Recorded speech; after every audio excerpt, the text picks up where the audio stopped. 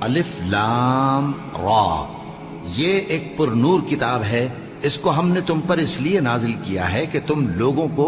اندھیروں سے نکال کر روشنی کی طرف لے جاؤ، یعنی ان کے پروردگار کے حکم سے عزت والے خوبیوں والے مالک کے راستے کی طرف، یعنی اس اللہ کے راستے کی طرف کہ جو کچھ آسمانوں اور زمین میں ہے سب اسی کا ہے، اور ان کافروں کے لیے عذاب شدید کی وجہ سے تباہی اور بربادی مقدر ہے جو آخرت کے مقابلے میں دنیاوی زندگی کو پسند کرتے اور لوگوں کو اللہ کے راستے سے روکتے اور اس میں کجی چاہتے ہیں۔